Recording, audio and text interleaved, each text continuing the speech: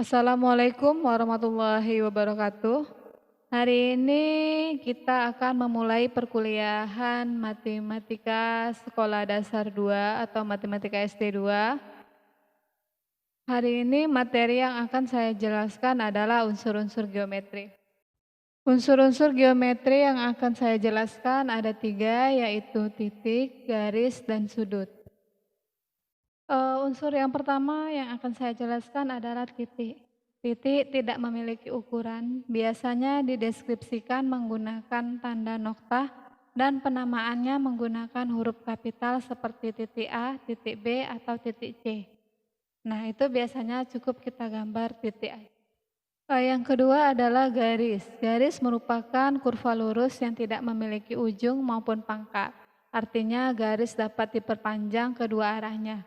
Nah, seperti gambar di slide itu menunjukkan ada arah panah dari titik A dan arah panah titik B. Jadi garis ini bisa diperpanjang sepanjang-panjangnya sesuai dengan yang kita buat. Segmen garis adalah kurva lurus yang mempunyai pangkal dan ujung, dilambangkan dengan AB. Ada tanda di atas garisnya yang artinya panjang garis AB itu terbatas. Contoh seperti garis yang ada di jembatan atau yang ada di gambar, di mana titik A dan titik B itu mempunyai panjangnya. Jadi cukup di titik A dan titik B. Nah, itulah yang dikatakan segmen garis. Berbeda dengan garis tadi. Kalau garis tadi dia kalau tidak ada pembatasnya maka dia akan terus. Sudut terbentuk dari dua sinar atau garis yang titik pangkalnya berhimpit.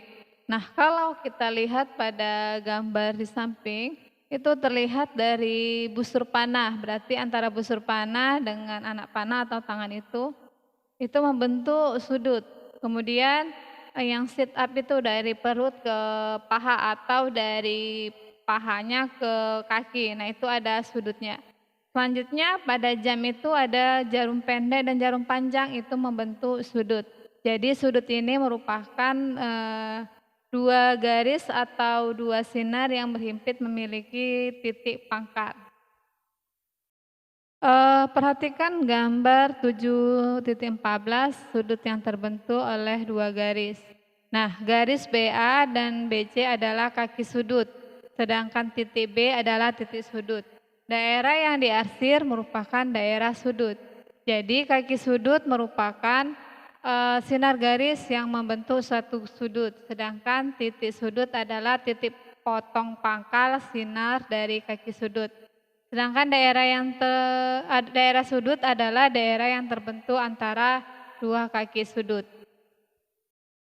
Penamaan sudut. Nah, kalau kita lihat pada gambar di samping, itu sudut huruf satu hurufnya. Jadi penamaan sudut ini bisa satu huruf yang dengan sudut B.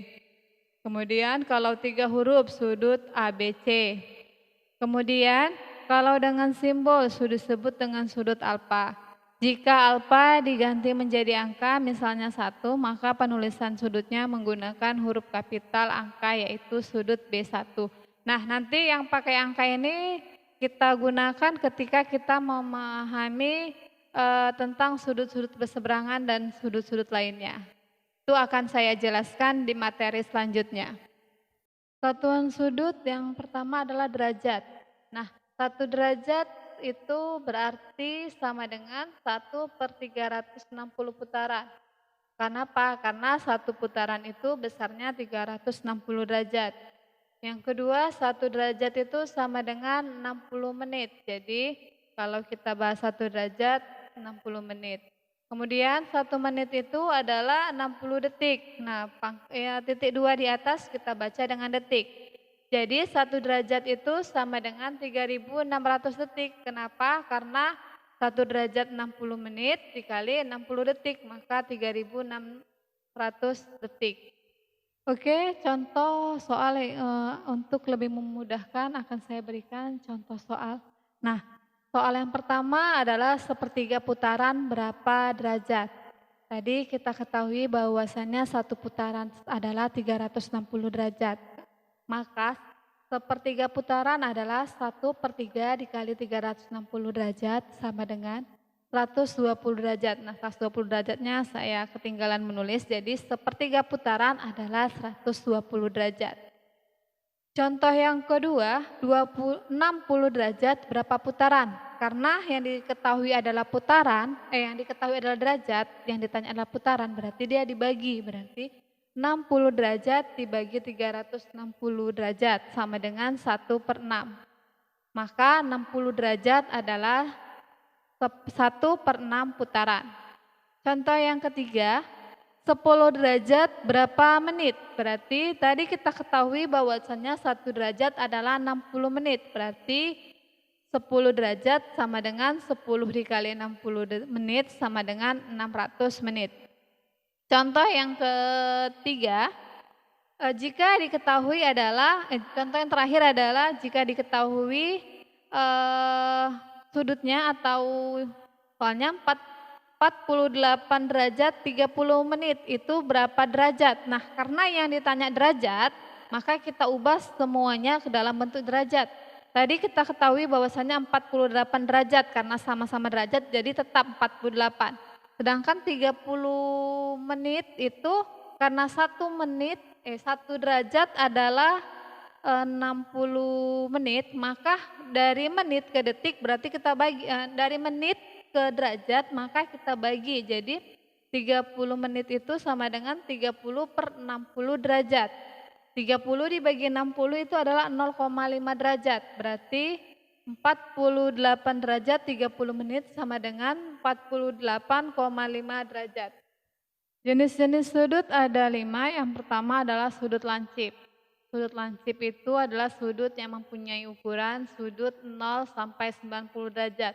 Nah, untuk yang 90 derajat tidak terhitung sudut lancip, jadi sampai 89,5 atau koma berapa, yang penting tidak sampai 90. Kenapa? Karena sudut siku-siku merupakan sudut yang sudutnya 90 derajat, jadi siku-siku pas 90 derajat.